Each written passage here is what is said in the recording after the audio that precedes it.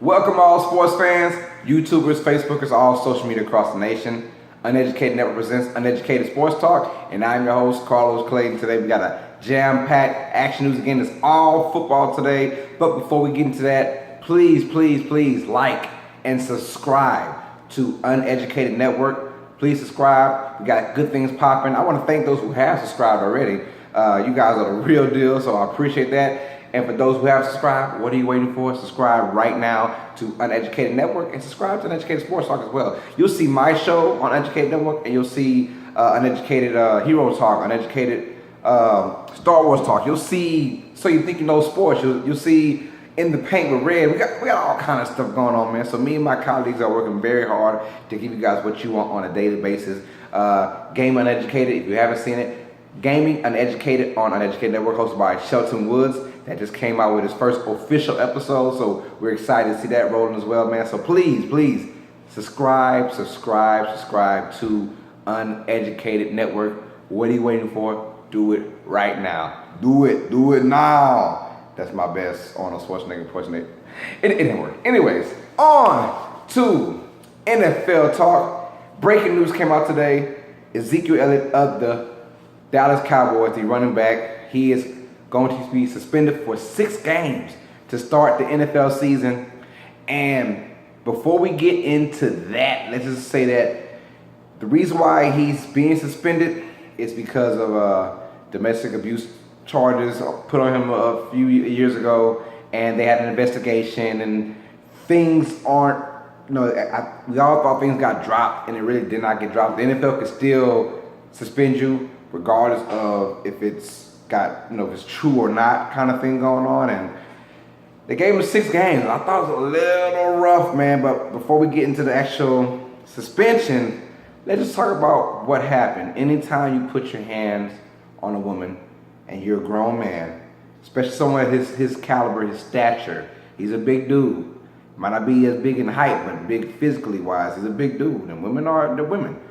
It is never okay to put your hands on a woman in any certain circumstance. So as much as I do not like the Cowboys, and I'm happy in that aspect that the Cowboys don't have Ezekiel Elliot, I'm also upset because how that happened.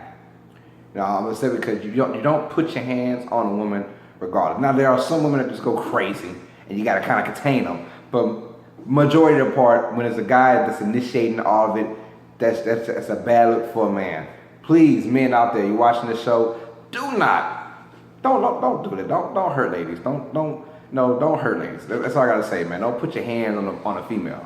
Now, that being said, Ezekiel Elliott, whether he did or not, I'm pretty sure, whether it's covered up or not covered up, 8 times out of 10 he probably did what he did. It's just what it is, man. It is what it is. And for a Dallas Cowboys fan, I know they are very heartbroken. And of course, his agents, and his people are going to say all the right things, saying that he didn't happen, and they never found out, they were never proven guilty, that kind of stuff. But on the hindsight, you look at me and ask me, you put a gun in my head and say, Carlos, did he hit a woman? I'm like, yeah, he hit him. He hit him. I don't want to go too deep into the investigation because that'll just bore you guys. That's not my style. But he said he's going to appeal this. And I believe him. He has 3 days to appeal. He will appeal.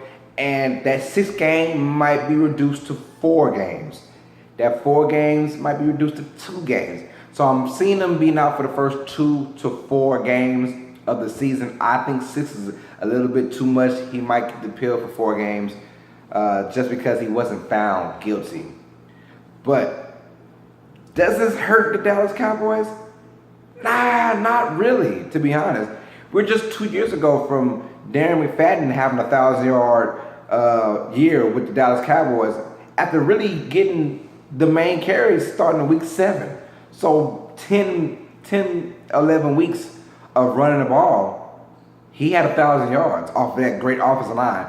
That's basically saying you can take any scrub running back and turn him into something decent or turn him into something good. Ezekiel Elliott isn't a scrub. He's actually a really good running back. That's why he got 1,600 plus yards with the Dallas Cowboys. When you could throw somebody in, your main concern for the season is Dak Prescott. Will he be consumed of the sophomore slump? That's your concern. Your running game is always going to be good. Now, if 2 or 3 of your linemen got in kind of that trouble, and then you got a problem. But as long as you have the offensive line there, you got something going on. So I still think Dallas is in good shape. And then when Ezekiel does come back and say the worst case scenario comes back week 8 against the Washington Redskins, well, now you got something really, really good going on in your hands. So I still think Dallas is going to make the playoffs. I still think they have no problems. On the people who are hurt are fantasy people, fantasy owners. Now, before we get into the rest of this, let's just say this. My crew and I, and of course, So You Think You Know Sports, hosted by Craig Jones, a.k.a. Turtle. He's going to have a little fantasy talk, a little fantasy part of his show. I am too on Uneducated Sports Talk. We're going to have fantasy talk every Wednesday before the Thursday night game kicks off. So our first fantasy talk will be on September 6th, right before the Patriots and the Chiefs play to start the season off. Every Wednesday of the season, we will have fantasy talk. It'll probably be 25 to 30 minutes long. We'll break down every single aspect of fantasy every Wednesday. Check that out. It'll be me and always another someone accompany me. I promise you, we'll have a lot of fun talking about that. So if you guys want to know, I will give my final thoughts on Wednesdays for fantasy, so you can put in the right people to get started. So, but the Dallas Cowboys, back to their problems. Their team as a whole. People are asking me, are they punishing Dallas just because it's Dallas? No. Because the NFL loves Dallas. I know that Jerry Jones is very furious. And you would think, just because we're Dallas and we got a big target, they want to. No. When you have guys like Dez Bryant, who's your, one of your leaders, you got guys like, McFadden being late, Dez Bryant being late, Dak Prescott's going to be your leader. He is, and he's done a good job so far at training camp from what I'm hearing. But these guys, Lucky Whitehead, it's just guys you get. Sometimes you just get bad guys and, who do bad things, and punishment has to come. It just so happens that it's all falling on Dallas Cowboys. And plus, you're walking around with that big blue star. You're representing that star. So, of course, when you represent them, you represent a lot of people. You represent the whole big state of Texas, to be honest. And, I think Zeke will appeal it. I think it will go down to 4 games. So that's my opinion. We shall definitely see. But we thought that was the biggest news of the day. And it's still sort of but then it lost a lot of buzz when we got the big breaking news, the trade, a 3-team trade out of the Buffalo Bills, the Philadelphia Eagles, and the Los Angeles Rams. Sammy Watkins, the biggest story is Sammy Watson, receiver for the Bills, is going to Los Angeles to be the number 1 option for Jared Goff and the St. Louis Rams. Here we go. Got a lot to talk about with this for a second. So, in this 3-team trade, the Bills get wide receiver Jordan Matthews, and they get cornerback E.J. Gaines. They get the Rams' 2nd-round pick, and they get the Eagles' 3rd-round pick. Now, the Eagles only get cornerback Darby. They get Ronald Darby. They needed his help. He's going to be a great fit for them as well. And the Rams get wide receiver Sammy Watkins, and they get the Bills' 6th-round pick. That's a lot, but 2 of those teams aren't going to do anything this year. The Eagles will be the only team, in my opinion, that has a chance. They wanted to shut down, not shut down cornerback, but someone that was pretty freaking good. They got the rookie from Washington who's going to miss pretty much the whole entire year. So they have a backup plan for next year. But they want to have a plan for this year. I like that they got a cornerback. I like that they got rid of Jordan Matthews because in that system, he just wasn't cutting it. The wide receivers he was probably the best option on that horrid wide receiver roster that they have, that they showcase. Then, I think out of all 3 teams, the Buffalo Bills are probably the winner. Now, Sammy Watkins is probably the best player of all these picks that he had. But you get rid of Sammy Watkins, and you kind of want to start over. You get picks. We all know it's a new regime now in Buffalo, and they're taking over now. You get Jordan Matthews, so you still get you a decent wide receiver. You can add a cornerback, E.J. Gaines, so it's probably not going to be that much for you. But you get the main thing is you get picks. Rams next year, 2nd-round pick. The Eagles next year, 3rd-round pick. So now you just stockpiling picks. And if you're a Bills fan, you like that. You get rid of Sammy Watkins, but was he really going to stay in Buffalo? Because the draft class, the free agency class of wide receivers next year is going to be deep. It's crazy. So now the Rams were probably the biggest loser because you add him in and you still don't do nothing good for yourself, man. So you get, look, you have a horrible, I don't say horrible, but you have a very bad quarterback. Jared Goff is just not, in my opinion, not a #1 quarterback in this game. And hopefully he proves me wrong. But you add Sammy Watkins to that team, yes, he is clearly your #1 option with Tavon Austin over there. But we will talk about the Rams in just a minute from our 32 for 32 because today we are talking about the Los Angeles Rams. But I think the Bills have a bright future. The Rams, they have a good future. They have Sammy Watkins, but we will see what they do with him. Only problem is it's going to help out Goff, but will it help out Watkins? And I think it won't help out Watkins because Watkins he's going to want the ball, and we all knew that this year with the Bills. He was coming forward. It was his last year on the deal. He knew that he was going to be going ham, trying to get that ball. So on the Rams, why even get him? Because you could lose him next year. Then you lose a second-round pick. You're probably going to be a sorry team anyways, top 5 at the best top 10. And you're just giving the Bills, a great second-round pick. So I don't get that at all. LA loses that trade. Bills win that trade, in my opinion. Sammy Watkins is good, but is he #1 caliber good? I don't think so. I think he's a great #2, but they want him as a #1. We shall find out about that. So breaking news in both of those. And now, for day 6, I believe this is day 6 of our 32 for 32, which is 32 NFL teams in 32 days. Today we will discuss the Los Angeles Rams. We just spoke on them before a second ago. We will talk about them. They add Sean McVay. After getting rid of Jeff Fisher, who was there for 4 years, they get Sean McVay, who was the youngest at the time when he signed. He was just 30 years old, the youngest head coach. He was the offensive coordinator for the Washington Redskins, and he proved to be a very good coordinator because that team threw up a lot of points, threw up a lot of yardage, man. So he was a hot commodity, and he got there to Los Angeles, and here we go. So you got quarterback Jared Goff. You got Jared Goff, and now you're like, what can we do with him? We signed him. I'm pretty sure they're kind of kicking themselves in the butt now because they could have got Carson Wentz. Carson Wentz is 6'5", 240. That's a big dude. And he proved to be very good for the Eagles. And I think that he will have a breakout year this year, in my opinion. Now, you get Jared Goff, so you got to deal with him. He finally started, I'm pretty sure, halfway through last year. And now you gotta give him weapons. So they want to give him weapons and all that stuff, but they're trying. But in order to get a young quarterback started, you gotta have a running game. And last year, they did not. All those fantasy owners who picked Todd Gurley, all high, were very, very, very disappointed in what he did last year. I mean, he had a horrible year. After having a crazy breakout rookie season, you thought he was just the next big thing going on. But then he comes into this year and he just like falls flat on his butt. And it's not his fault. It's just he had no running lanes. He had no running room. So it's not his fault at all. But here we go. So you get you a good running game. Hopefully Todd Gurley is back to old Todd Gurley. I'm talking rookie season Todd Gurley. He had a sophomore slump. Hopefully he can come back and dominate. Their defense is pretty decent. They've always had a decent defense at some times. Always been decent. Not great, but not horrible. Always in the middle somewhere. Now they need to go ahead and get that running game started. I'm like this. If you got you a decent defense, get you a running game going on because you cannot trust your passing game in Jared Goff. Get your running game going on first. Get intermediate shots. Tavon Austin now being your third option is probably going to help out. You can get him involved a lot more without teams really focusing on him.